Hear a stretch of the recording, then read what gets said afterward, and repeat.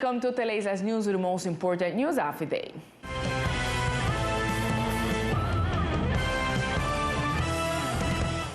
In an interview with our reporting team, the governor of the islands invites the community to actively participate in the vaccination days so that the department reaches herd immunity. Regarding these vaccination days, Governor Everett Hawkins invites the community to participate and also emphasize that thanks to this opportunity, the serious cases of COVID-19 in the department have decreased considerably. Currently, there are only 2 people in the ICU and 6 on the COVID floor. I would like to take this opportunity to invite the entire population of the archipelago, especially the island of San Andres, to get vaccinated with the second doses on July 21st, 22nd, and 23rd at the same place in the convention center of the Isleño Hotel, with great logistics arrangements as in the first doses campaign. We will even apply first doses for all those people who do not have any of the vaccines. We will proceed to apply first doses on those days and then look for other dates to vaccinate more than 70% of the population. The governor emphasized that if the goal of applying 33,000 vaccines in the second massive vaccination day is achieved, the department will have herd immunity, and a relevant study will be made for the reopening of the islands. And as part of the Black Crab operation to help restore the fauna and flora of the island of Old Providence, the Carolina Corporation and other environmental entities began a day of collection of red mangrove propagules. The Carolina Environmental Corporation, together with Invemar, Mas Bosques, and the Ministry of Environment, began a day of collecting red mangroves, propagules, in Old Point Mangrove, which will be transferred to the Old Providence to help restore the island after being affected by the passage of Hurricanes Eta and Iota. Carolina has been developing activities for the restoration of Old Providence, such as this one, the rescue of propagules. What we do is that we collect some from the ground and others that are directly on the tree, but they must be in good phytosanitary condition. They must have their chrysanthemums in good condition, and those propagules will be taken to the island of Old Providence, where they will reach a nursery and later they will be planted when the weather conditions allow it. We will continue this activity every month or every 2 months, collecting more propagules to take them to the nursery and plant them. Next Sunday, the second phase of the Seafloor Scientific Expedition will begin. During this day, the red mangrove propagules collected in San Andres will be transferred to Old Providence. And today, Representative Elizabeth J. Pang presented her management report to the department's community. Parliamentarians socialized both the legislative efforts as well as the steps she has taken with ministries and entities. I want to inform the entire community of San Andres and Old Providence that this legislative year has been a very productive year for the country, but also for the department, because we have achieved very important projects where we have always wanted to enhance our environment and our culture. For example, the bill that is ready for the President's signature consists of declaring the department's typical houses as national and intangible heritage. With this, the governments will have the opportunity to provide resources to preserve these assets.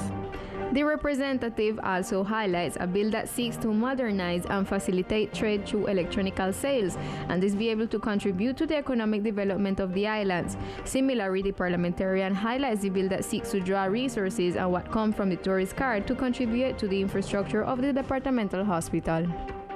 There are 325 openings that the regional sena in San Andres has available at all levels of training. For this reason, the institution invites those interested to register for those courses. The call will close on Wednesday, July 21st.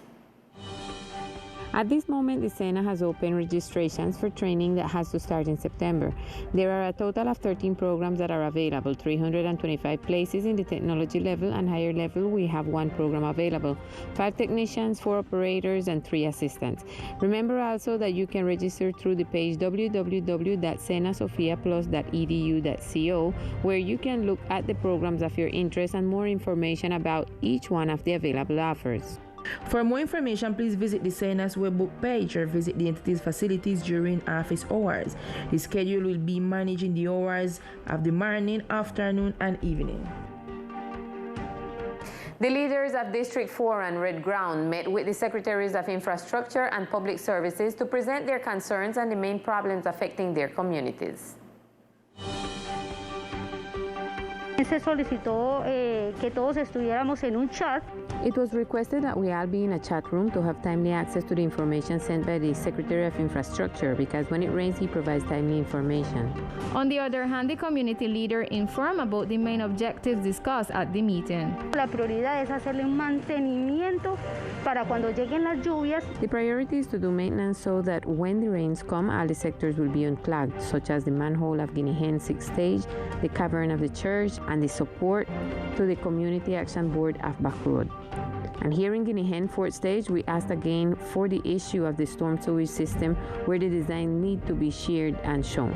The Secretary of Infrastructure, Abel Archbald, explained the agreement signed with Findeter for the pluvial drainage of District 4. Es el convenio que abarca y cuáles son los pasos que se están dando. The agreement covers District 4, starting with the first stage of studies and designs, which has already started and will end in January 2022, followed by the land acquisition stage and then the process of building District 4. The head of the portfolio also indicated that he called community leaders to a meeting with the contractor so that they can be overseers in the process of improving the problems that have been plaguing the sectors for so many years. Los he invitado a la próxima reunión que tengamos con el contratista. I have invited them to the next meeting we have with the contractor so that they can become natural overseers and permanently follow up and ensure compliance with the contract timetable and the execution of the work. The Community Action Boards made it clear that they are available to work for the improvement of their sectors and also to join the sector of Red Ground to support them with the issue of the Road 14. And now we continue with all information from our sister islands of Old Providence and Catalina.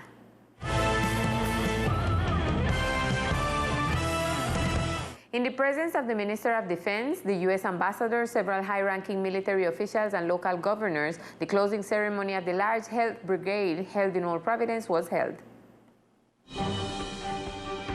Today was the culmination of the Health Brigade that brought together Colombian military forces, the U.S. Task Force Bravo, the U.S. Embassy, private organizations, and foundations. The closing ceremony was attended by the U.S. Ambassador, the Minister of Defense, and several senior military commanders from both countries. During their reception to the department this morning, the governor gave thanks for their support. Para Providencia, it is satisfying to know that this support was organized for Providence to assist more than 300 people. So far, without having the data of today, many children were treated in different pathologies. It was a support in the field of hospital to provide our population of the municipality of Old Providence and Santa Catalina with a primary health care and especially a complement in the difficult situation after Iota. In his Twitter account, the U.S. Embassy published the following words from the Ambassador Philip S. Goldberg. This is a sample of what we can accomplish when we work as a team with the sole interest of helping those who need it most. None of this would have been possible without the coordinated work with the government of Colombia and its military forces, who in a joint effort continue to work for the well-being of its citizens. The United States values its friendship with Colombia. This is a constructive relationship based on common interests and a commitment to the democratic values we have historically shared. The closing also had donations for Old Providence Hospital, medical equipment worth $15,000 and medication worth up to $25,000. More than 600 islanders were provided medical attention with this brigade. And Governor Everett Harkins gave a report of the topics that were discussed during the extraordinary interinstitutional meeting held after the protests that took place in recent days. After the extraordinary interinstitutional meeting with leaders designated for the reconstruction, the Minister of Housing, and the different military forces in recent days, Teleislas News obtained a balanced report on this meeting. The governor clarified their role as facilitator in this reconstruction process. hemos simplemente querido apoyar. We simply wanted to support the work being done by the President of the Republic and the High Government, because without them, we will not have the economic, instructional, and management capacity capacity to achieve it.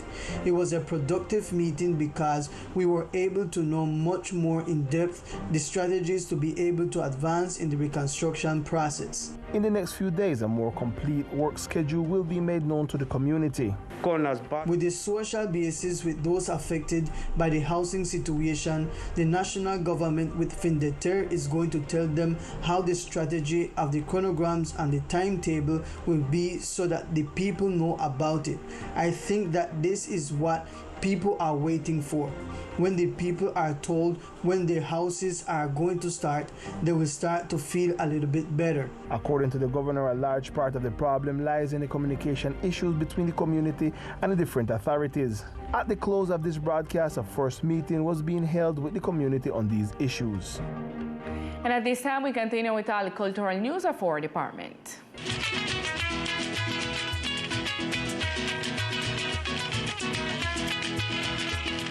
The Ministry of Culture launches a strategy to support the reactivation of the sector in capital cities and regions of the country.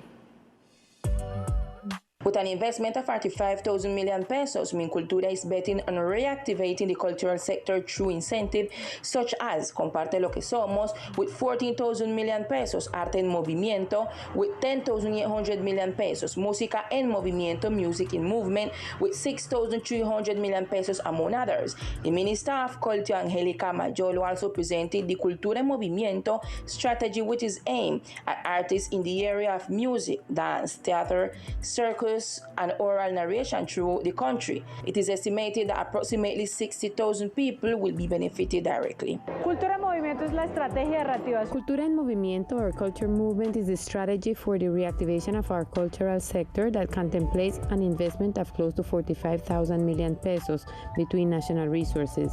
Cultural identities with which we seek to benefit around 60,000 cultural managers and artists in the country. Our strategy is based on 4 axes: direct economic incentives for our artists and cultural managers through calls for proposals, new financing mechanisms to facilitate access to resources, the biosecure reopening of cultural scenarios, and the promotion of economic incentives to attract private investment. All these actions are accompanied by biosecurity reopening that contemplates vaccination of the sector and strict compliance with protocols. And registrations are now open for the workshop I Have a Film, Regional Stories, which for this year is transformed to meet the needs of regions that in previous years did not obtain stimulus. The workshops are an initiative of the Film Development Fund, which for the past 7 years has visited 27 departments in the country and has had the participation of more than 3,000 people and local allies such as festival, academic institutions, and departmental film councils. In San Andres, the workshop will be held in partnership with the Territories in Dialogue program of the Audiovisual, Film, and Interactive Media Director of the Ministry of Culture, whose purpose is to support actions aimed at reactivating the sector, given the crisis resulting from the health emergency caused by COVID-19, supporting training in audiovisual, digital, and networking skills that promote the consolidation, narratives, and community ethnic process. Those interests have until July 30 to apply. The evaluation and selection of participants will be from July 31st to August 1st of 2021, and the notification of results will be on August 2nd of 2021. The workshop will have a duration of 7 weeks, starting on August 7 and ending on September 27. And now we continue with the weather forecast for tomorrow. The weather forecast for tomorrow, July 17, in the coastal area of Archipelago, the sky will be with electric storm. The temperature will be 29 degrees Celsius, wind from the northeast direction, with intensities of 27 km per hour. Humidity forecast will be of 80% and probability of precipitation will be of 70%.